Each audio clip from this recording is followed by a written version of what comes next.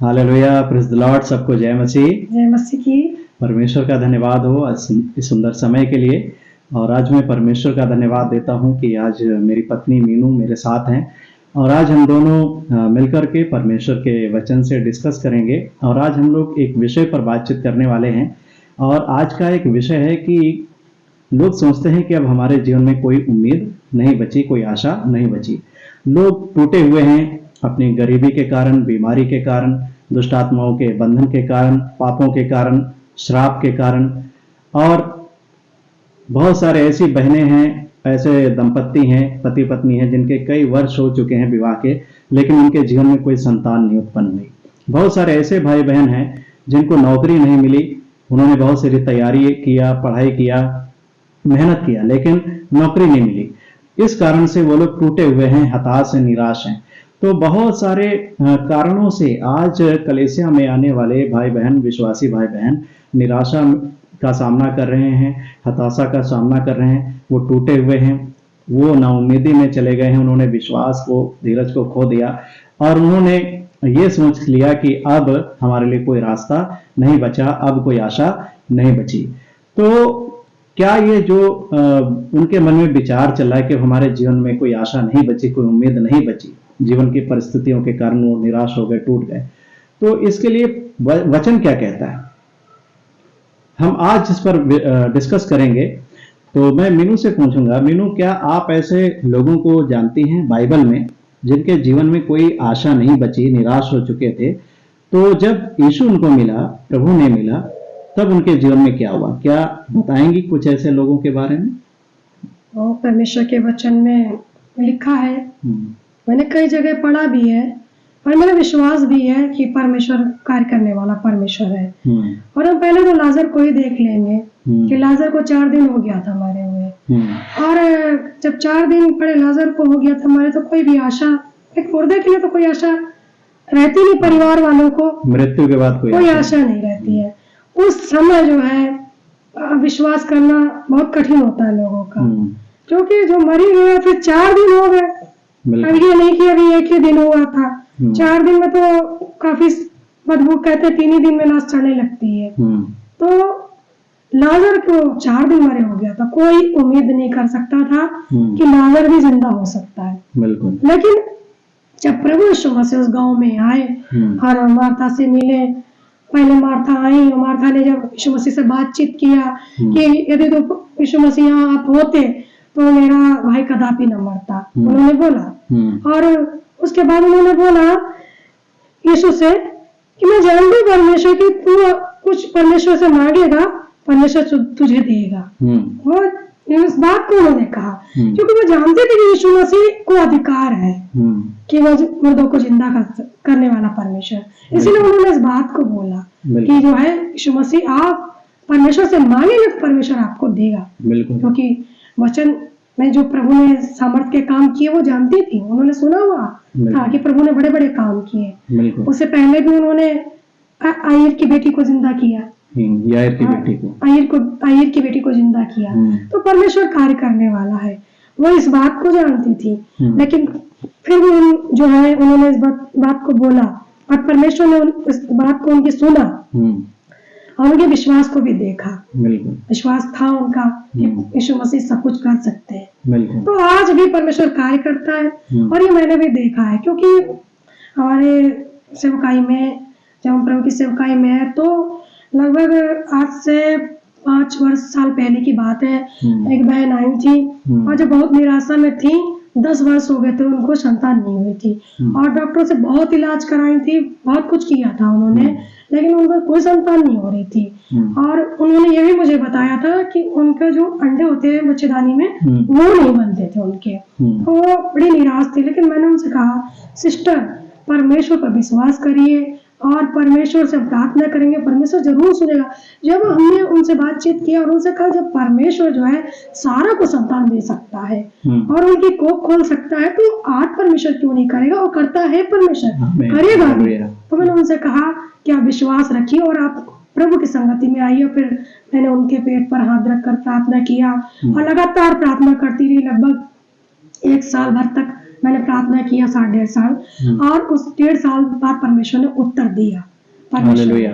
और उनको बेटा हुआ, और आज बेटा सुरक्षित है। परमेश्वर का धन्यवाद हो। ऐसे ऐसे कार्य कम से कम काफी परमेश्वर ने कलीसिया में कार्य किए। बहुत से बच्चे परमेश्वर ने दिए। लोग नवनीत थे जिनके पास बच्चे नहीं थे, 7 साल से 8 साल से परमेश्वर ने उनको दिया। तुम्हें याद है एक बहन आती थी जिनको 18 साल हो गए थे शादी के, जिनके संतान नहीं हुई थी, और प्रभु ने उनके लिए मौका दिया प्रार्थना करने का, और अगले ही साल प्रभु ने उनको बेटी दिया। और जब उनकी डिलीवरी होने वाली थी तो फोन आया कि उनका जो है पानी बिल्कुल सूख चुका है, निकल चुका है, बड़ा ऑपरेशन होगा। और हम लोगों ने मिलकर के प्रार्थना किया, और आधे घंटे के बाद खबर आई कि प्रभु ने उनको नॉर्मल बेटी दी है। हालेलुया। परमेश्वर कार्य करता है। परमेश्वर के जब हम वचन पर विश्वास रखते हैं, लेकिन आज हम देखते हैं संसार में लोग वचन तो सुनते हैं पर विश्वास मजबूत नहीं कर पाते प्रभु पर। जबकि हमें ये विश्वास करना चाहिए कि जीवन और मृत्यु परमेश्वर के हाथों में है ना। वो चाहेगा तो वो मिल जाएगा हमें, लेकिन उसके लिए हमें विश्वास को मजबूत करना पड़ेगा। कई बार जो बीमारियां आती हैं, परेशानियां आती हैं, तो परमेश्वर की महिमा के लिए होती है।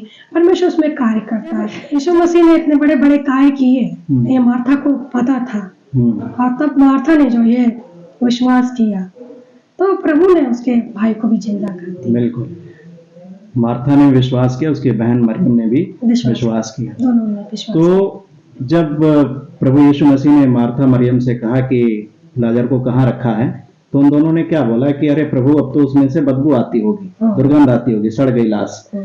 तो प्रभु ने उससे कहा कि क्या मैंने तुझसे नहीं कहा था कि यदि तू विश्वास रखेगी तो परमेश्वर की महिमा को देखेगी। और प्रभु यीशु मसीह कब्र पर गए, लोगों से कहा कि पत्थर हटाओ।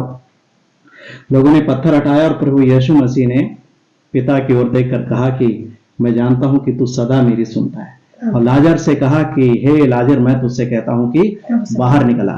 लाजर लिखा है कफन से बंधा हुआ बाहर निकला है। हालेलुया।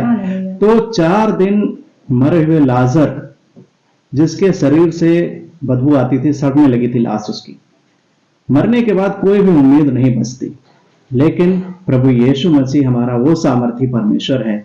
जब मार्था और मरियम के पास प्रभु यीशु मसीह आया, उनकी नाउम्मीदी में उम्मीद जगा दिया। हालेलुया। याईर, जिसकी इकलौती बेटी थी, मर गई थी, प्रभु के पास वो आया, बोला मेरी बेटी मरने पर है, घर चल, उस पर हाथ रख, उसे चंगा कर। जब मार्ग में जा ही रहे थे प्रभु यीशु मसीह, याईर के रिश्तेदारों ने आकर के बताया, याईर को तेरी बेटी मर गई, अब गुरु को दुख ना दे, प्रभु को दुख ना दे। लेकिन प्रभु ने उनकी बात को नजरअंदाज कर दिया, इग्नोर करके याईर से कहा, तू भरोसा रख, विश्वास रख, तेरी बेटी बच जाएगी।